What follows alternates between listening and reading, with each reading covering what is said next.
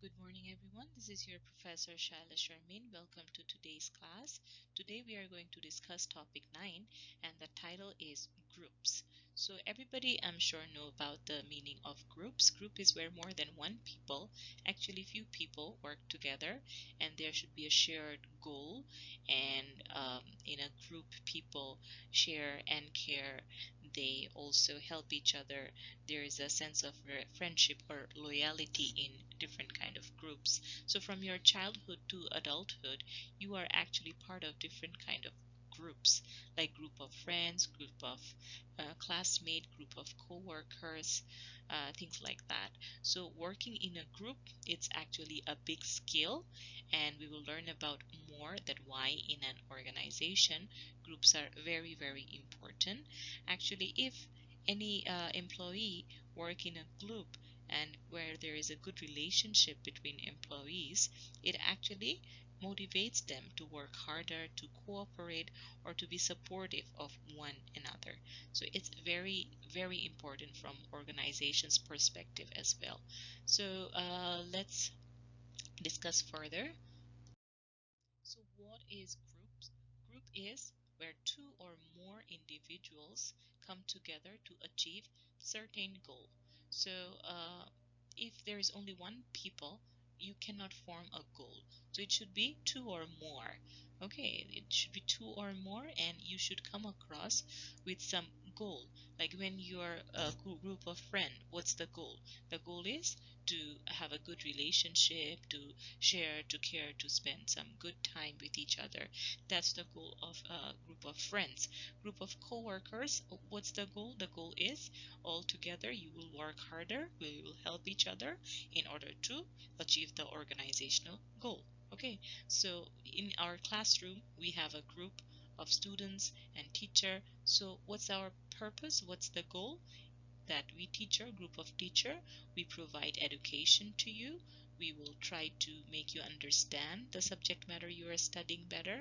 And as you student, you have to cooperate with us, learn better, and get ready for your future. So this is a ground where everybody should have certain goal if you are forming any kind of group. So we can divide groups in two categories. So one can be formal group, another can be informal group.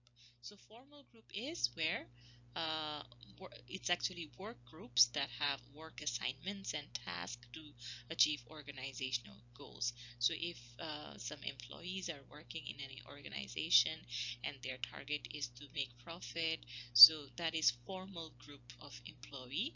They have some assignment they need to achieve the organizational goal together. Okay, and there's also informal group. What is informal? Groups that are independently formed to meet the social needs of their member. So like group of friends, that's your need of having a friend in your life or a few friends in your life. So there is no assignment, there is no deadline. Okay, it's very informal where you are independent based on your interest and relationship. You form groups. For example, there are different kind of like movie groups, brunch groups, like where different people who are interested to watch movies or going out for brunch, they meet together, they have good time. Okay, so that is example of informal groups. So why people actually like to join groups? Why this idea of group came into focus? Because if you're part of a group, it gives you a sense of security. So what do we understand by security? Like you feel you are not alone. If you're in trouble, you will have your group of friends or coworker who you can rely on or go for help. Group people join group because it gives a different kind of status, like you are not alone in the community, you are very outgoing, you're social, you know different people from like different profession, different races of life. So it's a part of your status, how people view you. That also depends how many groups you're attached to. Self-esteem, it actually boosts up your self-esteem. So when you join a group, there are usually some criterias. For example, if you're working in a company and you're part of a group, your self-esteem, like you are confident that you are qualified enough. That's why you are part of this company and you are part of this group. And in a group, the members, they try to appreciate each other, try to praise each other. So it helps you to boost up your self-esteem. You feel more confident about yourself. Another very important reason why people become part of groups is groups help you to create connection. So the more people you know, the more people you're connected with, the more group you're involved in, your connection is actually getting bigger and bigger, stronger and stronger. So you know people from different job, they can help you with your different need. So connection build up, networking, that's a very, very important thing in the business world. Next is power.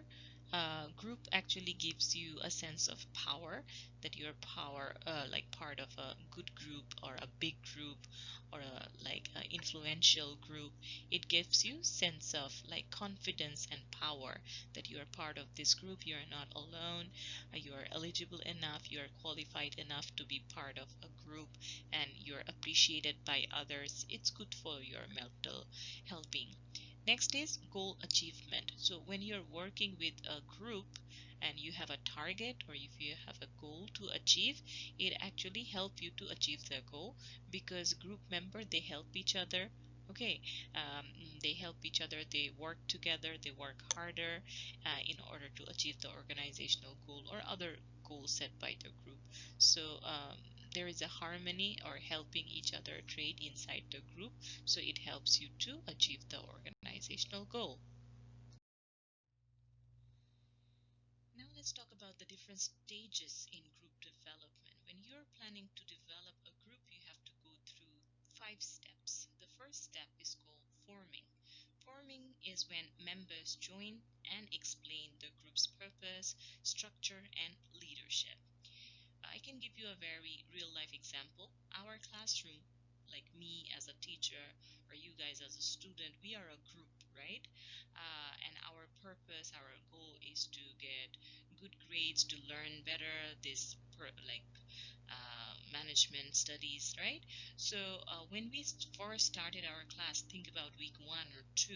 So we just joined, okay? We talked about how our class will be. Will it be online or offline? How many assignments you have to submit? How will I teach you? So that stage, that first 1 or 2 classes, those were forming stage, okay? Next one, storming. Here, intergroup conflict happen as people resist control and disagree over leadership. So, simply put, it means in storming stage, there are lots of confusion, conflict, rejection going on. So, when we first started our class, my class is exclusively in English. So, some of you find it hard. So, I was making only English PPT. You guys complain, teacher, there should be some Korean meaning or Chinese meaning. So, like online class, I couldn't hear you guys properly. You couldn't hear me properly. So there was like a chaos first couple of class, right? So that was part of storming. That when we started, like we almost started working, that time some conflict or some confusion arose. That part is called storming. Okay.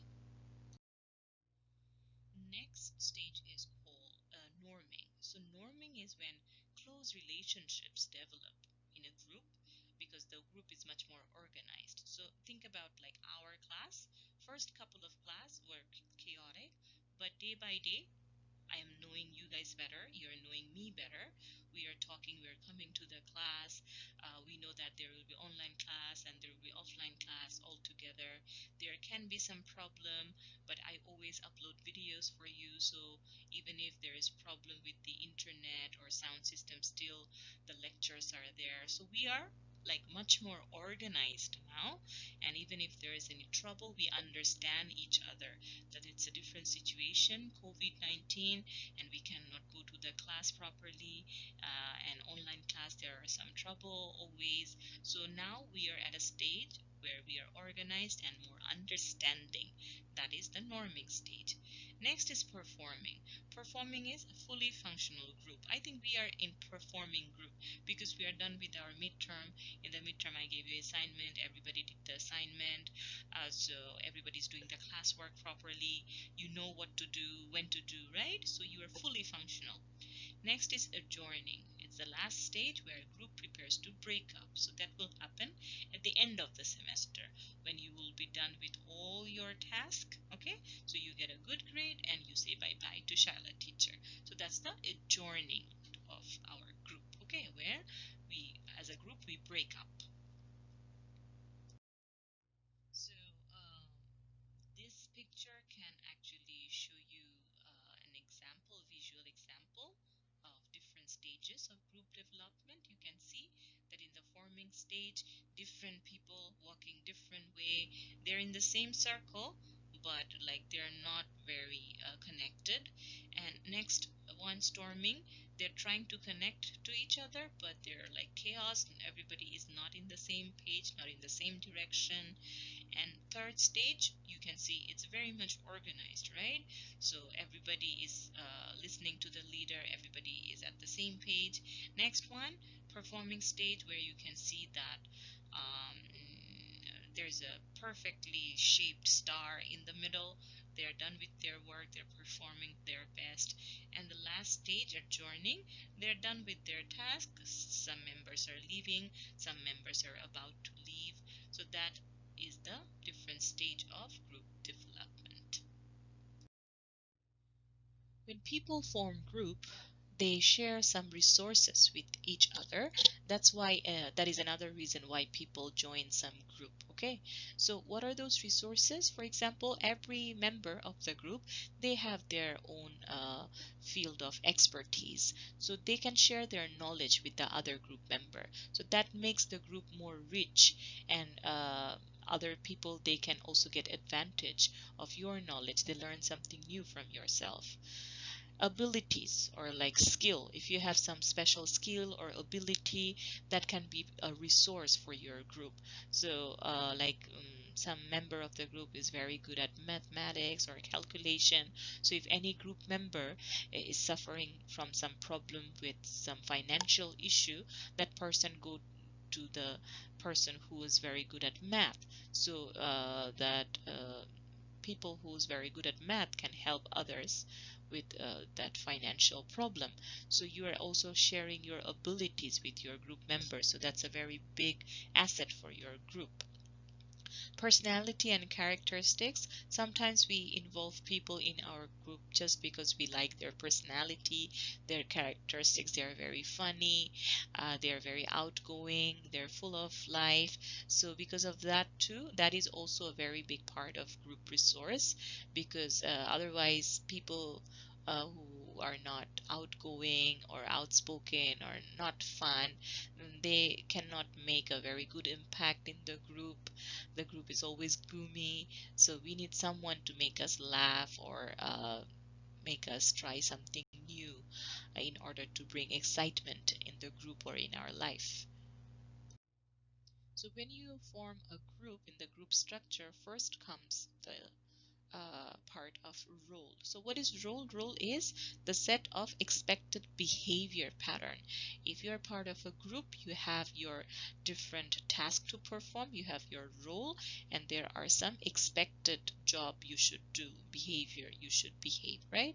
So for example, if somebody is appointed in any organization as a manager, so what's the role? The role is he or she needs to manage group of people or employee, need to do planning, organizing, staffing, leading, things like that, right? So that is the role of a manager in an organization. So when you're setting the role, sometimes two things can happen. One is role conflict, another is role ambiguity. So what is role conflict? Role conflict is when somebody experience differing role expectation. You appointed a manager, but you gave like receptionist job to the manager, like he or she needs to pick up the call, may email to different client, and do the delivery parcel, things like that. So the manager is confused that, like, what is it? I am appointed as a manager. I should be managing employees, not doing this office works, right? So what you expected and what you are getting, there is a conflict. Role ambiguity, like you are uncertain of your role. You don't know what you are doing. You are a manager and you should be managing the employees or job.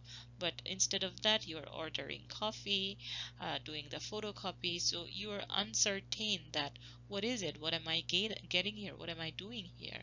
Right? So you should clearly mention every group member's role and give them job accordingly. So, when you're talking about roles of different group member, you should also mention about the norms of the group. So, what is norms?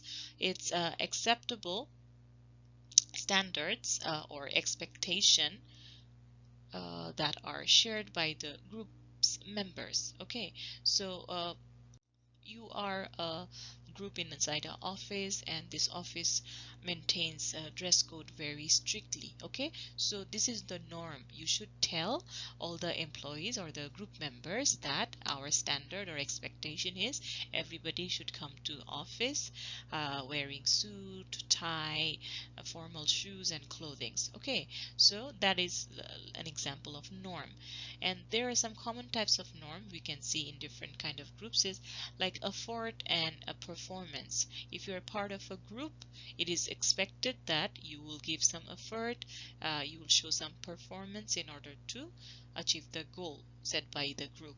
And dress, as I said, like if you're part of a formal group in an office, dress is very important. You should follow a dress code that is considered as a norm. Loyalty, everybody expect that if you're part of a group, you are loyal to the group.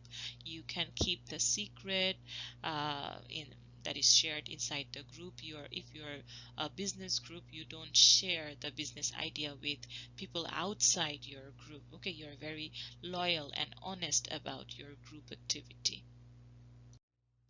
We learned about that there are two different kinds of group, formal group and informal group, but group can be also distinguished by its size. So one can be small group, that another can be large group. So small group, there are some advantages. Small group, they complete tasks faster than larger group. Why? Because they have few member, right? So they can quickly come to a conclusion and finish it. But if you're part of a large group, okay, so every member needs to give their opinion, every member needs to approve that which is right, which is wrong. So it takes more time. But another advantage from large group is they can solve problem better than small group, because small group they have small experience, right? But big group they have more experience, so they solve problem better. And they're also good for getting diverse input. Like three people gives three idea in a small group, but 15 people gives 15 different idea. It's very diverse, okay, in a large group. Everything has its advantages and disadvantages. Same with group. When you are making decision in a group or are a part of a group, there are some advantage or disadvantage you feel. So advantages are uh, group decision making. It produces more complete information and knowledge, and it generates more diverse alternatives. So as I said earlier, that more people, they can give more information, more knowledge can be shared, like it's more diverse, so we can expect, okay, we can come up with a very good solution or a target. But disadvantages, it's time consuming. As I said, like 15 people, they have different, like 15 ideas, 15 opinions. It takes so much time, okay? And there's another problem is minority domination. So some people, if their ideas are not good and rejected, they can feel very disheartened, or people who are at good at decision making, they can maybe dominate them, that okay, I am better than you, my opinion was granted, your opinion was not granted, things like that. So some kind of unfairness goes inside the group if you're part of a big group. If few people are working together in a group, conflict is inevitable. There will be problem, there will be conflict. So group conflict we can categorize in two category. One is task conflict, another is relationship conflict. So task conflict is where employees, they don't agree about how to perform a certain task. So this is also a problem of big group. So if manager tells them something to do, maybe different employee, they have different idea how to do their job. Okay, so there is a task complete, what is expected to do and what the employees are expecting to do. Okay, and relationship conflict, like it results from either like personality clashes or negative emotional interaction between group member. It's not possible that 10 people are working and they share the same relationship, same love with each other. It's not possible. So maybe you don't like somebody's personality, sometime maybe in a like bad situation, you are angry with each other, so something bad happened between you two. So in a group relationship, conflict is very common. It's not possible that everybody will like everybody in a group. So how can you solve these conflicts? You can solve these conflicts by following these methods or techniques. First one can be avoidance. What is avoidance? Maybe if you don't like some group member, you try to avoid sitting next to that person. Okay, maybe you can join the meeting virtually instead of being face to face. Okay, or even if you have something on your mind, just avoid saying that, because you are telling yourself it's just a meeting, it's just a member of the group. I don't need to get into fight you. So you are just avoiding your emotion and feeling in order to reduce the conflict. Next is forcing. Like as a manager, they can force that every team member or group member, they should respect each other, they should listen to each other, they should be kind to each other. So sometimes when it's a like fixed rule, strict rule, uh, um, like conflict can be avoided. Next is compromise. Some people, they're very compromising in nature. They always think about others before themselves. So even though your opinion matters, you'd like to give importance to somebody else's opinion. In that kind of situation, conflict doesn't arise. Collaboration, like you are working in a group in a harmony, you understand that it's a teamwork, we have to cooperate, there can be problem, but we should not give up, we should rise above. So when you have a positive mindset like that, collaboration happen, you work in harmony with other members of the group. Last one is accommodating. So accommodating means actually you are willing to fit in with someone's wishes or needs. Okay, you are trying to be more cooperative. It's more like collaboration. Okay, so you are trying to fit in the group, and you're trying to compromise, and you're not trying to be a part of a conflict. Thank you very much. That's all for today. I will see you guys again next week, same time, same day. Till then, take care and bye bye. Thank you so much.